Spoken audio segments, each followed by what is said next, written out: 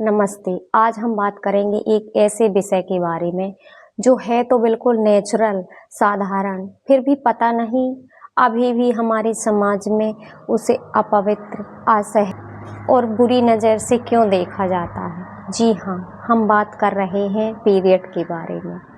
Period बिल्कुल वैसी ही साधारण और नेचुरल प्रक्रिया है जैसे हमारे दिल का धड़कना, हमारी सांसों का चलना।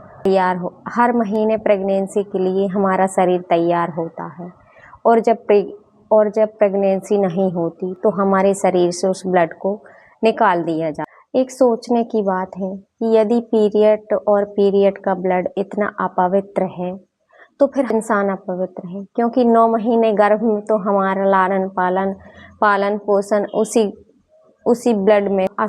पुरानी सोच और पुराने इंसानों का, अशिक्षित लोगों का तो चलो समझ में भी आता है कि वो ऐसी बातें कर सकते हैं या मान सकते हैं, पर जो हमारा आज का शिक्षित वर्ग है, समझदार पढ़ी लिखी लड़कियां हैं, वो वैसे तो अपने लिए अपने अधिकार में हर बात जानती हैं, जागरूक हैं, पर जब बात पीरियड की आती है तो उनकी सोच और विचार वैसे ही पुराने ख्यालों के जैसे हो जाती है।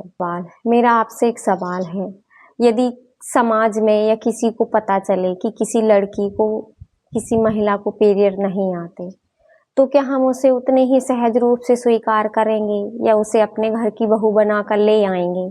नहीं ना। तो फिर हम ऐसी दोहरी मानसिकता जी ही क्यों रहे हैं कि जिसे पीरियड ना आए वो भी गलत, जिसे आए वो भी अपवित्र। हमें सोच बदलनी होगी अपने, और पीरियड आने वाली महिला को बुरी नज़र से नहीं बल्कि सम्मान की दृष्टि से देखना होगा कि वो स्वस्थ है, उसका शरीर स्वस्थ है, तभी ना पीरियड आ रहे। इसी शर्म और लिहाज के चलते ना जाने कितनी औरतें, महिलाएं, लड़कियां पीसीओएस का शिकार होती हैं, जो शर्मिंदगी के कारण बता नहीं पाती हैं और समय रहते अपना इलाज नहीं करवा पाते। हमें सोच बदलनी होगी।